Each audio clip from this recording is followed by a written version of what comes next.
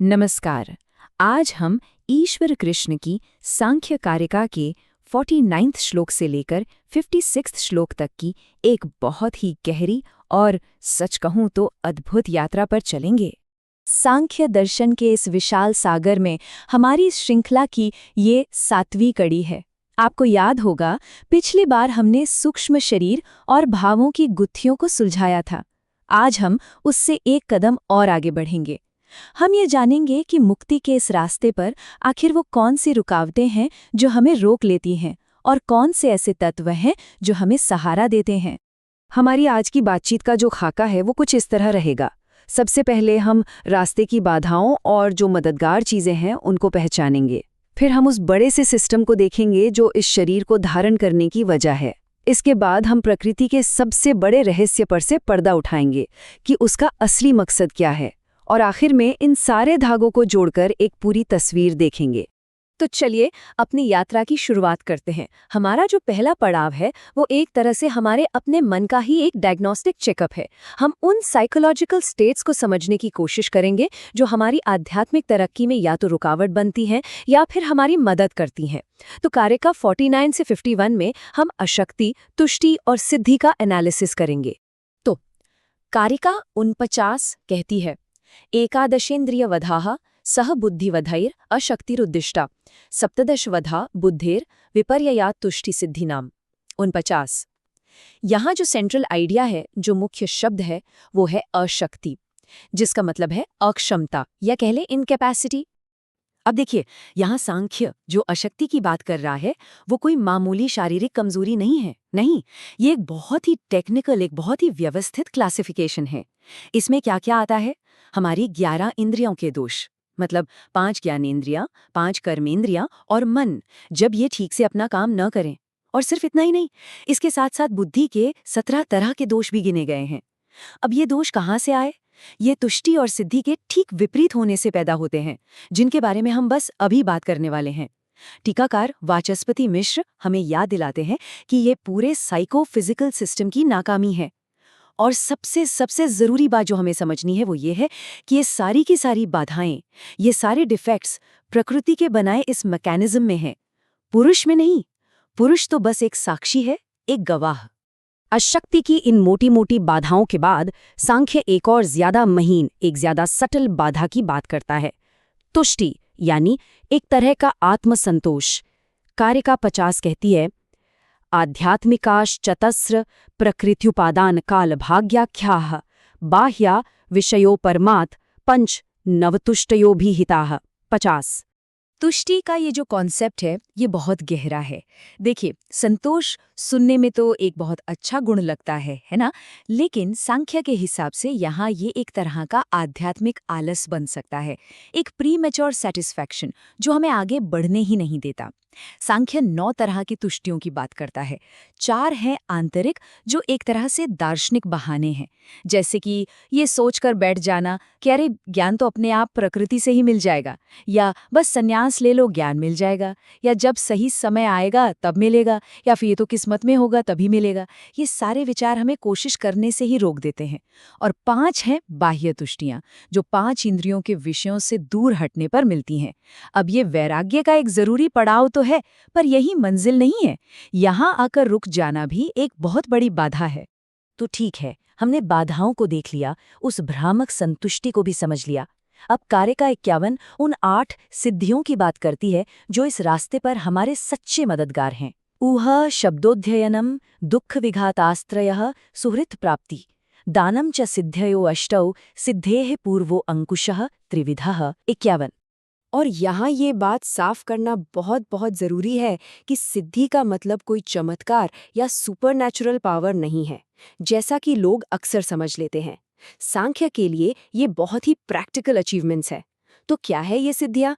तर्क करने की शक्ति, किसी काबिल गुरु से ज्ञान मिलना, शास्त्रों की स्टडी करना, तीनों तरह के दुखों को खत्म करना, किसी अच्छे दोस्त या गाइड का साथ मिलना, और दान।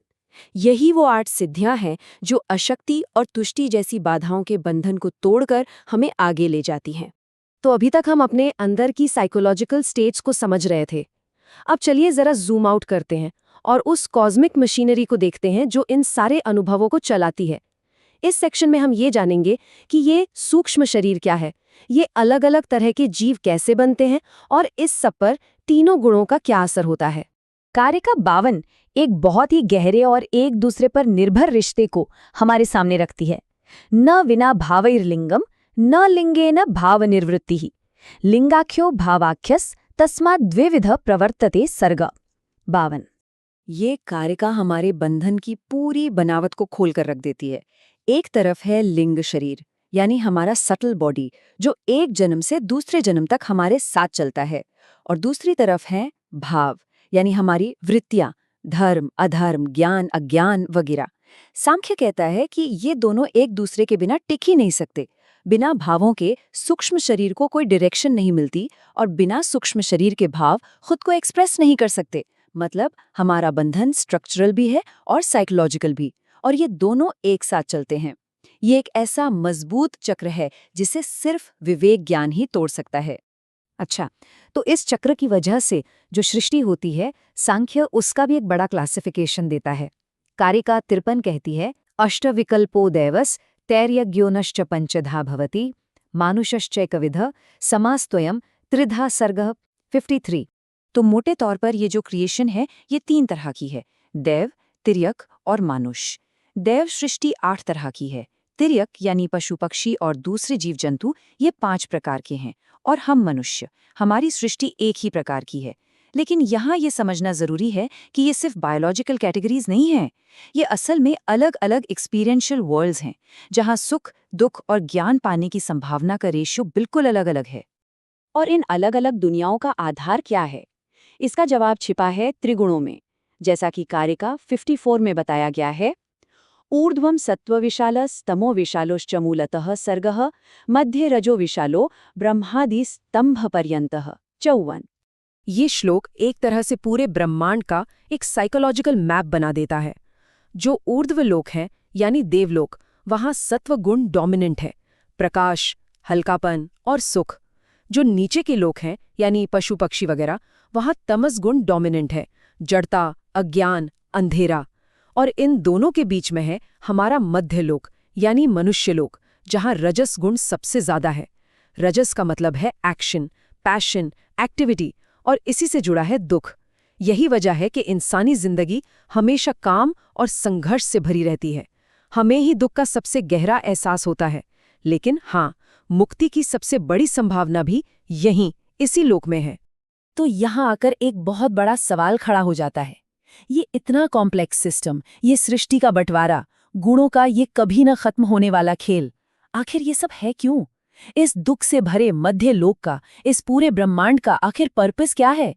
यही सवाल हमें इस विश्लेषण के सबसे जरूरी, सबसे क्लाइमैक्टिक हिस्से की तरफ ले जाता है। अब हम अपने आखिरी और सबसे गहरे खंड में आ गए हैं। यहाँ हम प्रकृति की इस पूरी लीला के पीछे की ग्रैंड डिजाइन को समझने की कोशिश करेंगे। हम ये जानेंगे कि दुख का असली स्वभाव क्या है और इस सृष्टि का अंतिम लक्ष्य, इसका फाइनल गोल क्या है। कारिका 55 हमें एक बार फिर हमारी मूल समस्या यानी दुख की तरफ वापस लाती है। तत्र जरामरण कृतं दुःखं प्राप्नोति चेतनः पुरुषः लिंगस्याविनिवृत्तेः तस्मात् दुःखं स्वभावेन। 55। ये लाइन सांख्य के एक बहुत ही इंपॉर्टेंट डिस्टिंक्शन को साफ करती है। पुरुष यानी जो प्योर कॉन्शियसनेस है, वो खुद कभी दुखी नहीं होता। वो न जन्म लेता है न मरता है, लेकिन वो इस साइकोफिजिकल सिस्टम के जरिए बुढ़ापे और मौत से पैदा होने वाले दुख को एक्सपीरियंस करता है, उसे भोगता है। इसका मतलब ये हुआ कि दुख का अनुभव करना इस शरीर को धारण करने के नेचर में ही है। जब तक प्रकृति के साथ ये कनेक्शन बना हुआ है, तब तक दुख का अनुभव भी बना रहेगा। और अब वो क्लाइमैक्स जिसके लिए ये पूरी फिलोसॉफिकल बिल्डिंग खड़ी की गई है। कारिका 56, जिसे सांख्य का दिल कहा जा सकता है, वो उस परम प्रयोजन को बताती है। इत्येष प्रकृतिकृतो महदादि विशेषभूत पर्यन्तः प्रतिपुरुष विमोक्षार्थम स्वार्थ एव परार्थारंभः। 56। जरा सोचिए, ये कितना बड़ा स्टेटमेंट है। प्रकृति का ये पूरा का पूरा खेल, महत यानी बुद्धि से लेकर इन 5 महाभूतों तक का ये विशाल फैलाव, ये सब कुछ मीनिंगलेस या रैंडम नहीं है। इसका सिर्फ और सिर्फ एक मकसद है, हर एक चेतन पुरुष का मोक्ष। प्रकृति ये सारी रचना, ये सारी लीला किसी और के लिए, पुरुष के लिए करती है, पर करती इस तरह है जैसे अपने ही स्वार्थ के लिए कर रही हो। ये सांख्य दर्शन का सबसे ज्यादा होपफुल और प्रोफाउंड मैसेज है।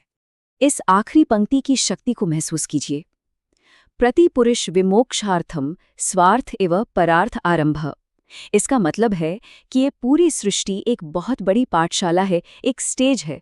प्रकृति एक सेल्फलेस डांसर की तरह नाच रही है, सिर्फ इसलिए कि जो दर्शक है यानी पुरुष, वो इस नाच को देखकर अपने और नाच के बीच के फर्क को समझ ले और आजाद हो जाए। तो चलिए अब इन सभी धागों को एक साथ समेटते हैं और इस पूरी तस्वीर को एक बार फिर से देखते हैं। अगर संक्षेप में कहें तो इन 8 कमाल की कारिकाओं ने हमें बंधन और मुक्ति का एक पूरा नक्शा थमा दिया है।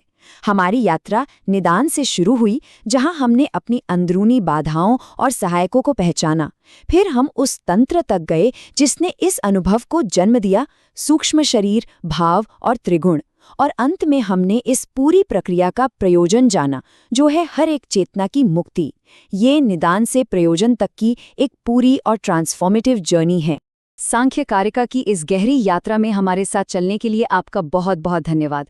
अगर आपको ये विश्लेषण ज्ञान बढ़ाने वाला लगा हो तो कृपया इस चैनल को लाइक, कमेंट, शेयर और सब्सक्राइब जरूर करें, ताकि हम दर्शन के ऐसे ही गहरे सागर में एक साथ गोते लगाते रहें। अगली प्रस्तुति में आपसे फिर मुलाकात होगी। नमस्कार।